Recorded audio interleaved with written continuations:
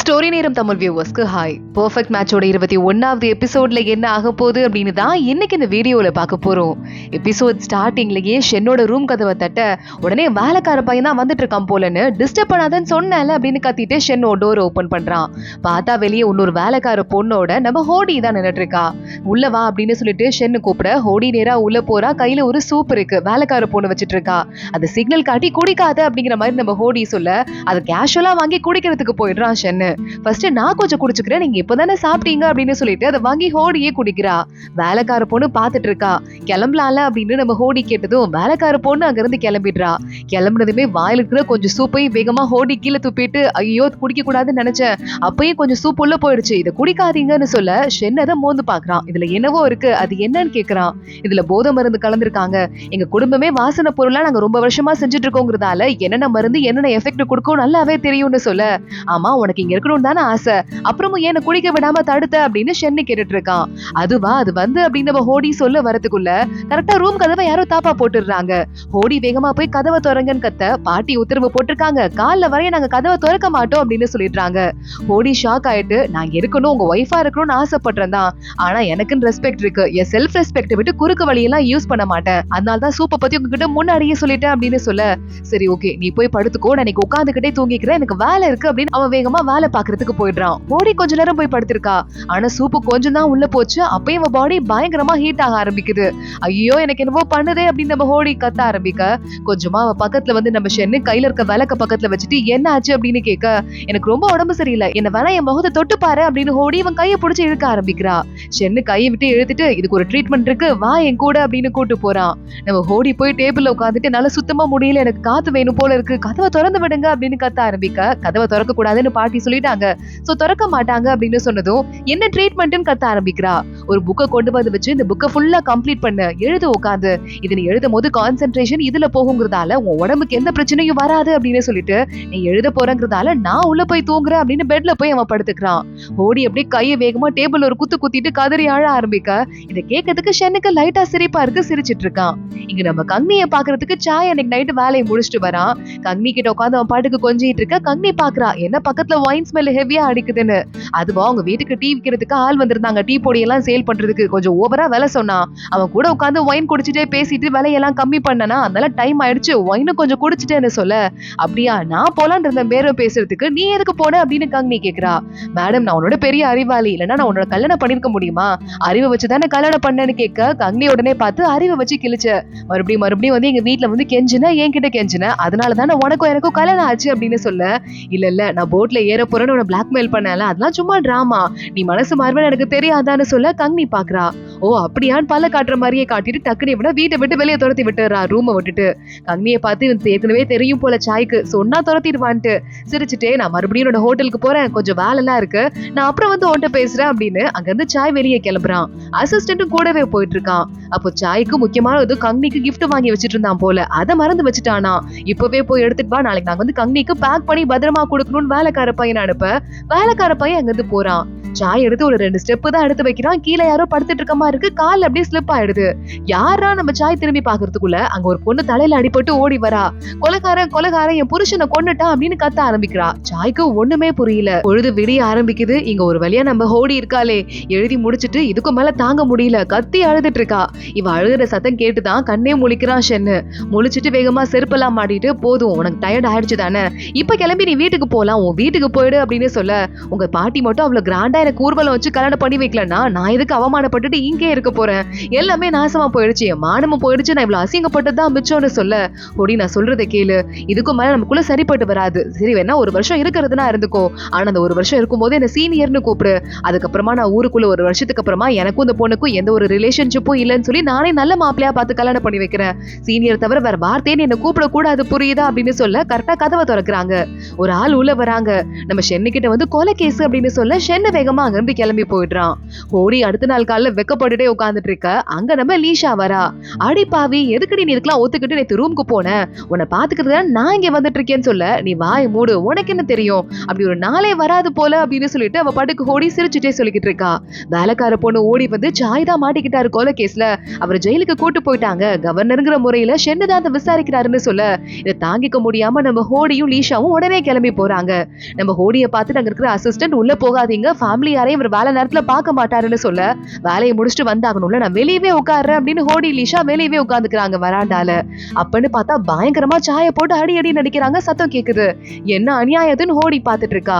அங்க உள்ள சாய்க்கு பயங்கரமா அடி விழுந்துட்டு இருக்கு. அந்த லேடி இருக்காளே, இவன் மேல கொலைப்பழி போட்டவ அமைதியா உட்கார்ந்துகிட்டு இருக்கா. என்னையா இது, இந்த பொண்ணு கிட்ட தப்பா நடக்கிறதுக்காக நீ ட்ரை பண்ணிருக்க, அப்போ நடக்கும் போது கரெக்டா ஹஸ்பண்ட் வந்துட்டாங்கிறதால அந்த பையன் நீ கொலை பண்ணிருக்க, இந்த பொண்ணு எப்படி தப்பிச்சு ஓடி வந்திருக்கா கரெக்டானு கேட்க, நான் தப்பு பண்ணல அப்படின்னு சாய் சொல்றான். இன்னும் 40 அடி அடிங்க அப்படின்னு சொல்லிட்டு அங்க இருந்து வேகமா ஷென்னு வெளியே வரான். ஹோடி அங்க வந்துட்டு, என் மாமா அப்படிலாம் பண்ணிருக்க மாட்டாரு, ரொம்ப நல்ல கேரக்டர் அவரு, அவ்வளவு பெரிய பொறுப்புல இருக்கிறவர் ஏன் இப்படி தப்பா பிஹேவ் பண்ணணும் நீங்களே சொல்லுங்கன்னு கேட்க, இங்க பாருமா, இந்த கேஸ் என்கிட்ட வந்திருக்கு, அதுவும் இல்லாம ஒரு குடும்பத்து கேஸா வேற அது ஆயிடுச்சுங்கிறதால இன்னும் நான் அதிக பொறுப்பா இருக்கணும், அடிக்கிறது என்ன உயிரையே எடுக்கிறதுனா கூட நான் எடுத்துருவேன், உன் வேலையை பாரு, வண்டியை ஏற்பாடு பண்ணுங்க, இவ்வளவு வீட்டுக்கு அனுப்புங்கன்னு சொல்லிட்டு ஷென் அங்க இருந்து கிளம்பி போயிடுறான். லீஷாவை பார்த்து வேகமா ஹோடி, நீ வீட்டுக்கு போ, இப்ப வேற பார்த்து நம்ம ஷூவாவும் தூவானும் வேற ஊருக்கு போயிருக்காங்க, நம்ம வேகமா கங்னிக்கு ஹெல்ப் பண்ணணும்னு சொல்ல லீஷா அங்க இருந்து ஓடி போறா. ஹோடி கூட வண்டியில உட்காந்துட்டு, நான் சொல்றதை கேளுங்களேன், கொஞ்சமாவது புரிஞ்சுக்க ட்ரை பண்ணுங்களேன்னு சொல்ல, கோர்ட்டு விஷயத்துல நீ தலையிடாத அப்படின்னு வந்து ரொம்ப ஸ்ட்ரிக்டா ஷென்னு சொல்லிடுறான்.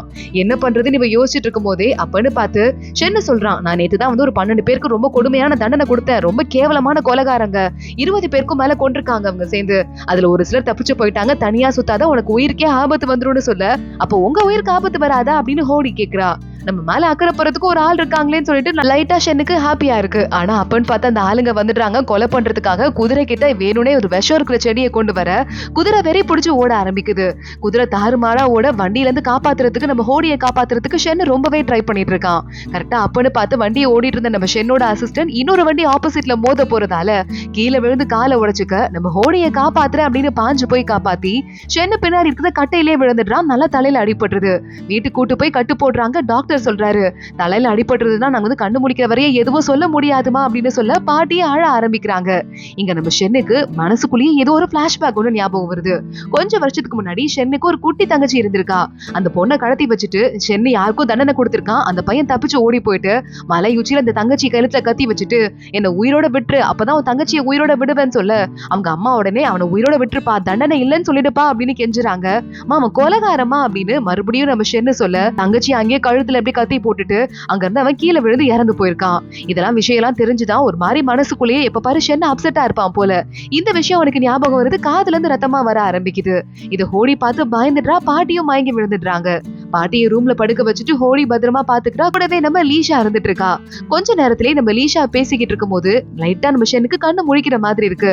ஹோடி வேகமா எந்திரிச்சு உட்கார வச்சுட்டு, இப்ப எப்படி இருக்கு, நல்லா இருக்கா அப்படின்னு கேட்க, ஹோடியை பார்த்து, அம்மா நீங்க யாரு அப்படின்னு ஷென்னு கேக்குறான். அவ்வளவுதான், நம்ம ஹோடி ஒரு பக்கம் லீஷா ஒரு பக்கம், ரெண்டு பேரும் ஷாக் ஆயிடுறாங்க. லீஷா, ஐயோ முழு பைத்தியம் ஆயிட்டாரு போலக்கா அப்படின்னு. இங்க பாருங்க, இவங்க உங்க பொண்டாட்டி, இவங்க சொல்றதா உங்களுக்கு வேத வாக்கு, இவங்க என்ன சொன்னாலும் நீங்க கேட்பீங்க தெரியுமா, இப்ப அவங்க தீர்ப்பு சொல்ல போறாங்க, அந்த தீர்ப்பு போய் நாளைக்கு நீங்க அப்படியே சொல்லணும்னு சிச்சுவேஷனை யூஸ் பண்ணிக்க ட்ரை பண்ண. ஹோடி பாக்குறா, இங்க வா நீ என் கூட அப்படின்னு சொல்லிட்டு அவளை நேரா கூட்டு போயிட்டு, இங்க பாரு இப்ப நம்ம அட்வான்டேஜ் எடுத்துக்க கூட அது பெரிய தப்பா ஆயிடும்னு சொல்ல, அக்கா அதான் எனக்கு கரெக்டா படும் தோணுது அப்படின்னு லீஷா சொல்லிக்கிட்டு இருக்கா. இல்லடி, நான் ஞாபக மறதி வந்துருச்சுன்னு வெளியே சொன்னா கவர்னர் பொசிஷனே போயிரும், அதனால இப்போதைக்கு நம்ம அந்த மாதிரி முட்டாள்தானே எதுவும் பண்ணிடக்கூடாது, அப்புறம் நம்ம மேலேயே எல்லா பழியும் விழுந்துரும் அப்படின்னு சொல்லிட்டு மறுபடியும் உள்ள வந்துட்டு, நான் தான் உங்க ஒய்ஃப், ஆனா என்ன வந்து உங்களுக்கு அவ்வளவா பிடிக்கல, சீனியர் தான் கூப்பிடுன்னு சொல்லிருக்கீங்க, என்ன உங்களுக்கு ஞாபகம் இல்லையா அப்படின்னு நம்ம ஹோடி கேட்க ஆரம்பிக்க, ஓ அப்படியா அப்படின்னு ஷென்ன அப்பாவியா கேட்டுட்டு இருக்கான். ஒரு முக்கியமான கேஸ் இருக்கு, என் மாமா மாட்டிருக்காரு, அந்த கேஸ்ல ஒரு பொண்ணு எங்க மாமா அவங்ககிட்ட தப்பா நடந்துகிட்டதாகவும், அதனால எங்க மாமாவோட, அதனால இந்த லேடியோட ஹஸ்பண்டை எங்க மாமா கொலை பண்ணிட்டதாகவும் தகவல் சொல்லியிருக்காங்க. ஆனா அது எதுவுமே உண்மை இல்ல, உண்மை இல்லாமலே நீங்க ஆல்ரெடி 40 அடி கொடுத்திருக்கீங்க, எதனால அப்படி கொடுத்தீங்க அப்படின்னு கேட்க, உடனே பார்த்துட்டு எனக்கு ஒண்ணும் தெரியாது அப்படின்னு ஷென்ன அப்பாவியா சொல்றான். இந்த விஷயம் வெளியே தெரியாம இருக்கிறதா நமக்கு நல்லது, இல்லன்னா உங்க எல்லாருக்குமே பிரச்சனை வரும், உங்க பாட்டிக்கு ரொம்ப உடம்பு முடியாம இருக்கு, உங்களுக்கு ஞாபகம் மறதி வந்துருச்சுன்னு தெரிஞ்சா அவங்க உயிரே போயிடும்னு சொல்ல, சரி சொல்ல சொல்ல வேண்டாம் அப்படின்னு ஷென்னு அப்பாவியா அதுக்கு ஒத்துக்கிறான். பாட்டி வராங்க. நல்ல வேலைப்பா நீ கண்ணு முழிச்சிட்ட, எனக்கு இதயமே நொறுங்கி போயிடுச்சுன்னு சொல்ல ஷென்னு எதுவுமே நடக்காத மாதிரி அதான் நான் எஞ்சிட்டேன்ல பாட்டி அப்படின்னு கேட்டுட்டு இருக்கான். உடனே ஹோடி பாக்குறா, என்னமா நடிக்கிறான் பாரு அப்படின்னு சொல்லிட்டு கேஸ நல்லபடியா விசாரிச்சு தீர்ப்பு சொல்லணும் புரியுதா அப்படின்னு அவங்க அப்பா சொல்றாரு. ஹோடி மறுபடியும் வந்துடுறா.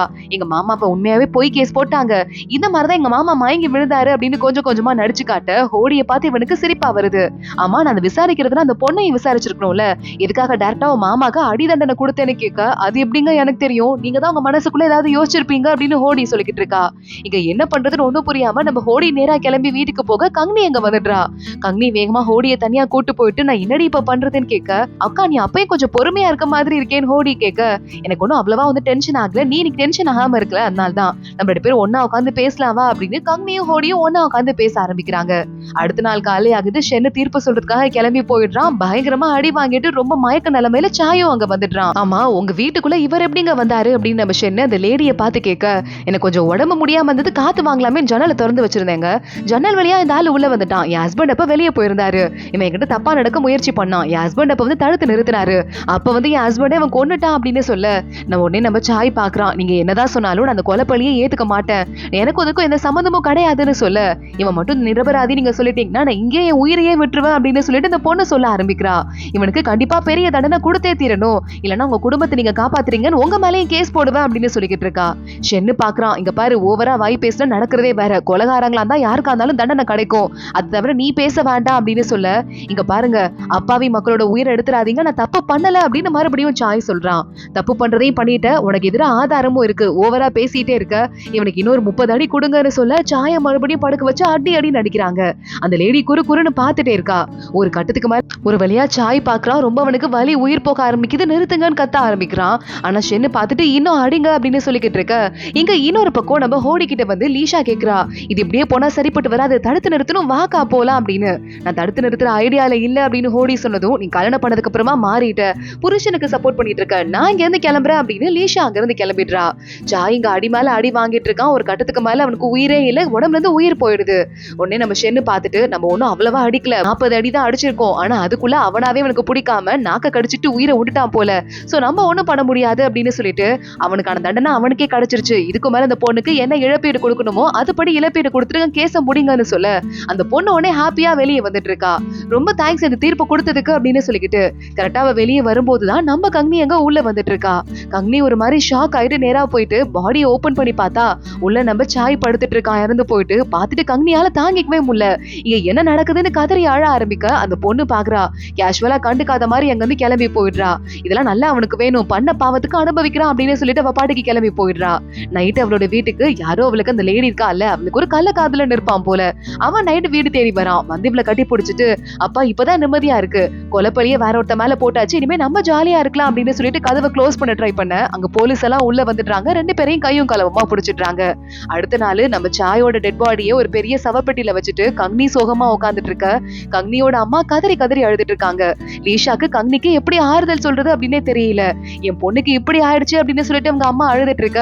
கரெக்டா அப்போ ஒரு ஆள் ஹன்னு ஓடி வரான். வந்துட்டு அந்த கள்ள காதலன்னா கண்டுபிடிச்சிட்டாங்களாம், கேஸ் முடிஞ்சிருச்சுன்னு சொல்ல, இதுக்கும் மேல வந்து என்ன பண்றது, ஒரு நாள் முன்னாடியே தெரிஞ்சிருக்கலாம்னு அவங்க அம்மா சொல்லிக்கிட்டு இருக்காங்க. ஆனா வேகமா எந்திரிச்சிட்டு கத்த ஆரம்பிச்சிட்டான் நம்ம கங்னி, எந்திரி கேஸ் முடிஞ்சிருச்சுன்னு. வேகமா நம்ம சாய் எந்திரிச்சு முடிஞ்சிருச்சா அப்படின்னு கேட்க, இப்பதான் கங்னி அம்மாக்கு தெரியுது எல்லாருமா சேர்ந்து கொலகாரனை பிடிக்கிறதுக்காக வந்து டிராமா போட்டிருக்காங்க அப்படின்னு. கங்னி அம்மா தாங்க முடியாம மயங்கியே விழுந்துடுறாங்க. இங்க வேகமா நம்ம ஹோடி வரா. உட்காந்து நம்ம ஷென்னு கிட்ட பேச ஆரம்பிக்கிறா. அம்மா இப்பெல்லாம் நீங்க டிராமா போட்டுதான் ஏற்கனவே தண்டனை கொடுத்துருந்தீங்க, சாய அடிக்காம அடிச்சீங்க அப்படிங்கிறது உங்களுக்கு எப்படி ஞாபகம் மறதியிலே ஞாபகம் வந்துச்சுன்னு கேட்க, நான் என்ன முட்டாளா இருந்திருப்பேனா என்ன, அதுக்கு வாய்ப்பே இல்லைன்னு தெரியும், அதான் கொஞ்சம் யோசிச்சு பார்த்தேன், ஆனா ஏன் பிளான நீ எப்படி கண்டுபிடிச்ச, எனக்கு ஃபுல்லா எப்படி சப்போர்ட் பண்ண அப்படின்னு ஷென்னு கேட்டுட்டு இருக்கான். அதேதான், நீங்க முட்டாள் இல்லைன்னு எனக்கு தெரியும், ஏதோ ஒரு காரணத்துக்காக பண்ணீங்கன்னு தெரியுது, என்ன காரணம் கண்டுபிடிக்கதான் கொஞ்சம் லேட் ஆச்சு அப்படின்னு சொல்லிட்டு, எப்படி ஸ்வீட் சாப்பிடுறாரு பாரு, ஸ்வீட் தான் ரொம்ப பிடிக்கும் போல அப்படின்னு சொல்லிட்டு வாயில ஒரு ஸ்வீட் எடுத்து வச்சு விடுறா.